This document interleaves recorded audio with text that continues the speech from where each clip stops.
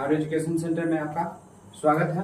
मैं आपको अब अध्याय 2 कक्षा 9 बहुपद और प्रश्नवाली 2.4 पढ़ाने जा रहा हूं, जिसका प्रश्न संख्या 11 है। इससे पहले मैंने 2 वीडियो में डाल चुका हूं। अब मैं 11 प्रश्न बनाने जा रहा हूं, जो कह रहे हैं कि गुणनखंड कीजिए। क्या करिए?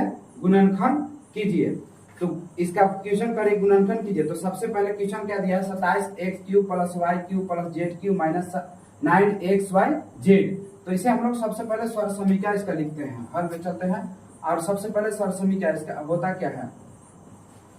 x³ + y³ + z³ - 3xyz होता है। बराबर इसका सूत्र होता है बराबर x + y + z, और फिर होता है इसका x² + y² + z², और इसके बाद होता है -xy -yz -zx। क्या आता है? zx। इसी स्वर समीकरण पे इसे हम लोग बिठाते हैं। तो सबसे पहले हम इस रूप में इसको तोड़ते हैं। तो क्या होगा? 3x³ और ये हो जाएगा y³ प्लस z³, यानी कि -3 और 3xyz बराबर। अब यहाँ क्या है? 3x। अब इसको हम नीचे लिखते हैं ना इस रूप में। अब सूत्र के बराबर लिखते हैं। तो क्या लिखेंगे? 3x + y + z। अब क्या है? x का स्क्वायर, यानी कि 3x का स्क्वायर, 3x का स्क्वायर, y का स्क्वायर, z का स्क्वायर माइनस 3xy और माइनस yz और माइनस z3x। ये मेरा बैठ गया स्वर समीकरण पे। अब इसे हम लोग मान लिख देते हैं, 3x + y + z, और ये हो जाएगा 3 × 3 = 9 x² और प्लस y² और प्लस z²। क्या होगा? z²। ये हो जाएगा -3xy -yz और -3zx, जो मेरा प्रश्न 11 का आंसर हुआ। प्रश्न 11 का आंसर हुआ। अब प्रश्न संख्या 12 क्या है कि सत्यापन कीजिए। सत्यापन करने के लिए क्या करिए? x³ + y³ + z³ - 3xyz बराबर 1/2 x + y + z कोष्ठ बंद कोष्ठ x - y का whole cube plus y - z का whole cube plus z - x का होल क्यूब। कर कि इतना बराबर इतना है कि नहीं, इसको प्रूव करना है। तो हम लोग चलते हैं RHS में। RHS से किससे? RHS से। RHS से चलते हैं। RHS लेते हैं 1/2 x + y + z, x + y + z कोष्ठ क्या है? x - y का whole square plus y - z का whole square plus z - x का होल स्क्वायर। ये मेरा RHS है। तो अब इसे हल करते हैं। तो 1/2 x + y + z। अब ये हो जाएगा, इसको होल स्क्वायर तोड़ते हैं। x का क्यूब -2xy और प्लस y का स्क्वायर, यानी कि x - y का होल क्यूब बन रहा है। x - y का होल क्यूब। अब इसे भी तोड़ते हैं। प्लस y का क्यूब y² माइनस 2yz और प्लस z का स्क्वायर। अब प्लस, अब इसको भी तोड़ेंगे, z का स्क्वायर माइनस 2zx और क्या होगा? प्लस x का स्क्वायर। अब इसे हम लोग तोड़ दिए। अब तोड़ने के बाद इसको हम बैठाएंगे, यानी क्या होगा? x + y + z। अब यहां पे देखते हैं, यहां पे क्या है? x² यानी कि 2x² y² plus 2y² z² plus 2z²। अब यहां माइनस 2xy माइनस 2yz और माइनस 2zx। हमने इसे बिठा दिया। अब इसमें देखेंगे सब में 2 कोमा है, तो हम 2 कोमा ले लेते हैं। 1/2 x + y + z। अब 2 यहाँ कोमा ले लेंगे, तो यहाँ क्या बचेगा? x का स्क्वायर प्लस वाई का स्क्वायर प्लस जेड का स्क्वायर और माइनस एक्स वाई और माइनस वाई जेड और माइनस जेड एक्स, इसे हम बैठा दिए। अब यहाँ पे 2 है बटा में, गुणांक में 2 है यानी कट गया, क्या बचा x plus y plus z, x plus y plus z और x का स्क्वायर प्लस वाई का स्क्वायर प्लस जेड का स्क्वायर माइनस एक्स वाई और माइनस वाई जेड और माइनस जेड एक्स। अब इतना बराबर मान मेरा इतना होता है, सूत्र इतना बराबर यानी कि x का x cube plus y cube plus z cube minus 3x y z बराबर होता है x plus y plus z ना, कोष्ट बंद, कोष्ट x का स्क्वायर प्लस वाई का स्क्वायर प्लस जेड का square minus x y minus y z और माइनस जेड एक्स, यानी कि इतना बराबर इतना होता है। इसलिए हम लोग इसको लिख देंगे डायरेक्ट कि x cube plus y cube plus z cube minus 3x y z, यानी कि LHS बराबर RHS मेरा प्राप्त हुआ, प्रूफ। अब प्रश्न संख्या 13 कर रही है कि x plus y plus z बराबर 0 हो तो दिखाइए कि x cube plus y cube plus z cube बराबर 3x वाई जेड है, यानी कि इतना बराबर इतना मान रखना है। तो हम लोग सबसे पहले इसको मान से चलते हैं, हल लिखते हैं ना, और इसे चलते हैं तो हल में चलते हैं, लिखेंगे x plus y plus z बराबर 0, जेड बराबर 0। तो हम क्या करते हैं कि x प्लस वाई बराबर माइनस जेड, हम बराबर को उधर डाल दिए। अब दोनों तरफ घन करने पर, क्या करने पर, घन करने पर, तो इसको x प्लस वाई का होल क्यूब बराबर माइनस जेड का क्यूब। अब इसको हम लोग तोड़ेंगे, x cube plus y cube plus 3x y 3x square y plus 3x y square बराबर, इसका घन करेंगे तो माइनस जेड क्यू ही आएगा, हो गया। अब इसमें कोमा है 3x वाई हम कोमा ले लेते हैं और इसे हम लोग समीकरण 1 मान लेते हैं। तो 3x cube plus y cube और प्लस 3x वाई, क्या बचेगा x प्लस वाई बराबर माइनस जेड क्यू, क्या बचा जेड क्यू। अब समीकरण 1 से, इसे समीकरण 1 से x प्लस वाई बराबर क्या है माइनस जेड, तो हम यहाँ बैठा देंगे, क्या बैठाएंगे माइनस जेड। तो इसे अब यहाँ ले आते हैं, क्या लिखेंगे x cube plus y cube और प्लस 3x वाई और गुने, यानी कि x प्लस वाई की जगह पर क्या बढ़ जाएगा माइनस जेड, गुना में क्या होगा माइनस जेड बराबर माइनस जेड का क्यू यहाँ पे है। अब इसे हम लोग लिख देंगे x cube plus y cube minus 3x y z बराबर माइनस जेड का क्यूब। अब इसे हम लोग बराबर के इधर ले आते हैं, x cube plus y cube और प्लस जेड क्यूब, अब बराबर के इसको इधर भेज देते हैं ना, तो हो जाएगा प्लस 3x वाई जेड, यानी कि हमें ये प्रूफ हो गया, यानी कि सिद्ध हुआ। ये मेरा प्रश्न 13 का हुआ। अब प्रश्न संख्या 14 करें कि वास्तव में घनों को परिकलन के बिना निम्नलिखित में से प्रत्येक का मान ज्ञात कीजिए, यानी कि घन का परिकलन किए बिना कर रहा है। तो हम लोग इसको समीकरण पर बैठा कर हल करेंगे। तो हल में लिखते हैं, हल है ना, लिखते हैं कि माना कि x बराबर -12, y बराबर 7 और z बराबर 5। सरसमी क्या होता है x cube plus y cube plus z cube बराबर 3x वाई जेड। अब इसी पर हम लोग बैठाते हैं, तो बैठाएंगे तो क्या हो जाएगा -12 का क्यूब अब प्लस 7 का क्यूब प्लस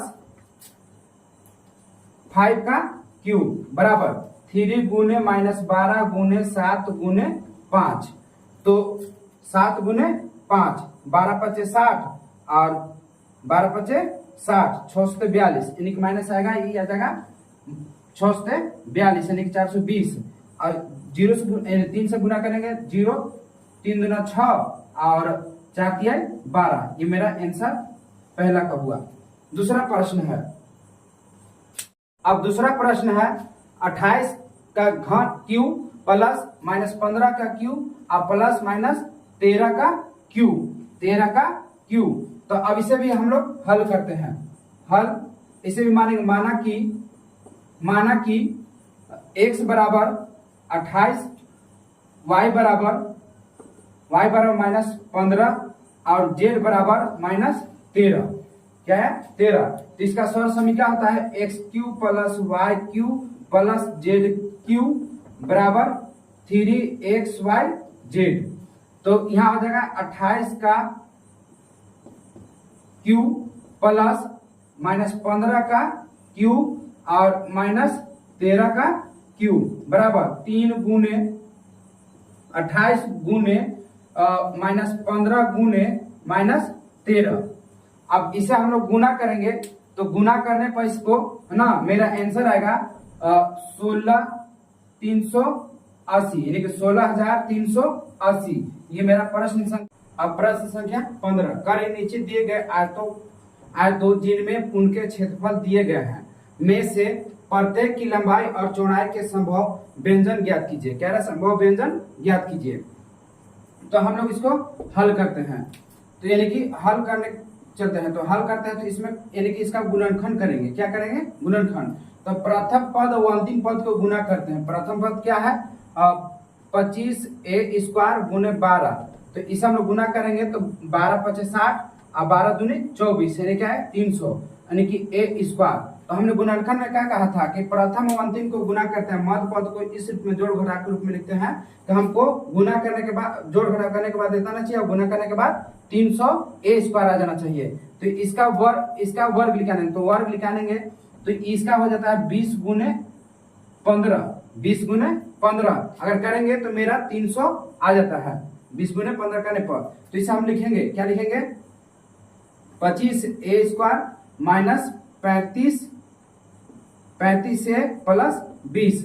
तो अब इसे हम लोग लिखते हैं 25a स्क्वायर माइनस 20a और माइनस 15a प्लस 12 यानी कि इसको जोड़ेंगे तो माइनस 35 हो जाएगा और गुना करेंगे तो क्या आ जाएगा? 300a square. ठीक है।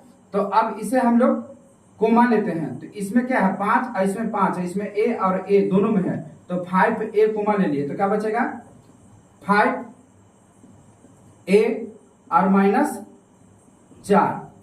अब इसमें क्या है? Comma minus 3। तो यहां हो जाएगा, क्या हो जाएगा?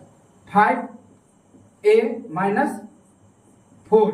अब ये प्लस था तो प्लस यहाँ माइनस क्यों हुआ? तो हम किसी भी प्लस का 2 भाग होता है, माइनस गुने माइनस। तो वही हम एक माइनस हम यहाँ ले ली कोमा में और एक माइनस हम यहाँ लिख दिए। किसका? प्लस का। ये 2 भाग होता है, प्लस का 2 भाग होता है। तो एक भाग यहाँ लिख दिए और एक भाग ले लिए। गुना करेंगे तो पुनः हमको ये प्राप्त हो जाएगा। अब यह क्या है?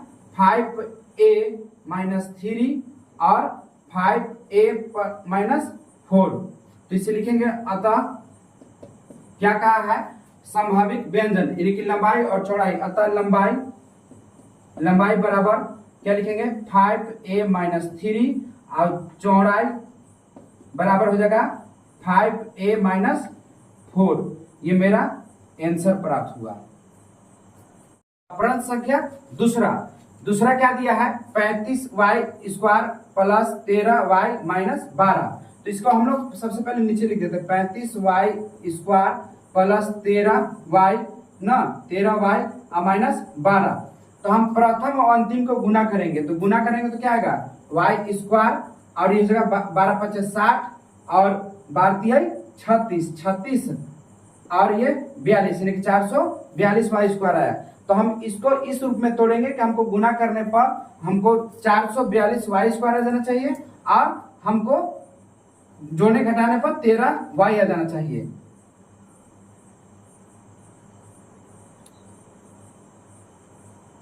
तो इसका मान होगा यानी कि 35y स्क्वायर प्लस 28y और माइनस 15 वाई और माइनस 12, इसको हम लोग घटाएंगे तो 13 वाई आ जाएगा और गुना करेंगे तो 420 वाई स्क्वायर आ जाएगा। तो इसमें से कोमा क्या है 7 और 7, इसमें वाई तो 7 वाई हम लोग कोमा ले लेंगे। क्या होगा 5 वाई प्लस 4 और इसमें क्या है -3 कोमा है 3, तो 5 वाई और प्लस 4, क्या है 5 वाई प्लस 4। अब यहाँ लिखेंगे 7 वाई प्लस 4 और ये हो जाएगा 5 वाई प्लस 4, यानी अतः लंबाई बराबर 7 वाई प्लस 4 और चौड़ाई बराबर संभावित लंबाई और चौड़ाई यानी कि 5 वाई प्लस 4। ये मेरा दूसरा का आंसर हुआ। अब प्रश्न संख्या 16, घनाभोज जिनके आयतन नीचे दिए गए हैं की विमाओं के लिए संभव व्यंजन क्या है। इसका संभव व्यंजन पूछ रहा है ना, तो इसको हम लोग हल में चलते हैं। हल है ना, लिखेंगे 3x² माइनस 12x, तो इसमें कोमा क्या है 3x और 3x दोनों में है, तो 3x हम लोग कोमा ले लेंगे। क्या लेंगे कोमा, तो क्या होगा x माइनस 4, तो इसका आंसर हो जाएगा अतः क्या क्या है संभव व्यंजन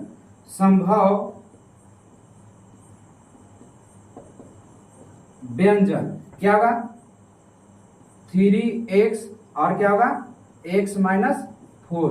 ये मेरा दोनों आंसर हो गया पहला का। दूसरा है करा है कि आयतन यानी कि 12k² plus 4k² minus 20k, तो इसको हल में लिखते हैं। नीचे हल में लिखेंगे क्या होगा 12k² प्लस 6k² और माइनस 20k, क्या होगा 20k। तो सबसे पहले k और इसमें 4 यानी कि क्वेश्चन इसमें यहाँ पे ये 8 होगा, क्या होगा 8 होगा है ना, तो इसमें मेरा कोमा 4 हम मेरा लिख लेगा, तो हम 4k² कोमा ले लेंगे, तो यहाँ क्या बचेगा 3y² और यहाँ बचेगा 2y और यहाँ बचेगा 5, सिर्फ 5 बचेगा। अब यहाँ पे हम इसको गुणनखंड करेंगे। क्या करेंगे गुणनखंड 4k² ना, तो 3y² प्रथम अंतिम को गुना करने के तो मानती 15y² आएगा है ना, तो y², तो इसको लिखेंगे प्लस 5y और माइनस 3y, घटा देंगे, घटाने के बाद 2y आएगा, गुना कर -15y² आ जाएगा -5, ये हो गया। अब इसमें 4k, अब यहाँ कोमा होगा 3y, तो यहाँ कोमा क्या है सिर्फ y होगा, क्या होगा y, तो यहाँ देगा 3y प्लस 5 और इसमें से कोमा लेंगे -1 खाली, तो ये 3y प्लस 5, ये मेरा कोमा निकल गया। तो यहाँ हो जाएगा 4k कोष्ट y माइनस 1 और 3y प्लस 5, ये मेरा अतः संभावित उत्तर अतः संभव व्यंजन